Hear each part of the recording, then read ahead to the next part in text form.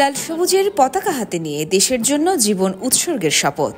বাংলাদেশ নৌবাহিনীর B-2025 ব্যাচের নবীন নাবিকদের শিক্ষা সমাপনী অনুষ্ঠানের এই মুহূর্ত যেন গৌরবের এক অনন্য অধ্যায়। সোমবার সকালে পটুয়াখালীর বানৌজা শেরেবাংলা নৌঘাটির প্যারেড গ্রাউন্ড মুখর হয়ে ওঠে নাবিকদের দীপ্ত পদচারণায়। 22 সপ্তাহের কঠোর সামরিক প্রশিক্ষণ শেষে 417 জন নবীন নাবিক আজ আনুষ্ঠানিকভাবে যুক্ত হলেন দেশের নৌ নিরাপত্তার দায়িত্বে। কুচকাওয়াজে প্রধান অতিথি হিসেবে অংশ নিয়ে নৌবাহিনী প্রধান admiral M Nazmul Hasan parade পরিদর্শন সশস্ত্র সালাম গ্রহণ করেন। এ সময় তিনি বলেন, নৌবাহিনী দেশের সকল সংকটে সেনাবাহিনী ও বিমান বাহিনীর সাথে সমানভাবে কাজ করছে। বাংলাদেশ নৌবাহিনী জাতিসংঘের অধীনে বিশ্বের বিভিন্ন দেশে নৌ সদস্য, যুদ্ধজাহাজ এবং নৌ কন্টিনজেন্ট প্রেরণ করে আসছে। 1993 সাল হতে এখন পর্যন্ত জাতিসংঘ শান্তিরক্ষা কার্যক্রমে বাংলাদেশ নৌবাহিনীর ৭৫০০ জন নৌ সদস্য ৩০টি শান্তিরক্ষা মিশনে অত্যন্ত দক্ষতা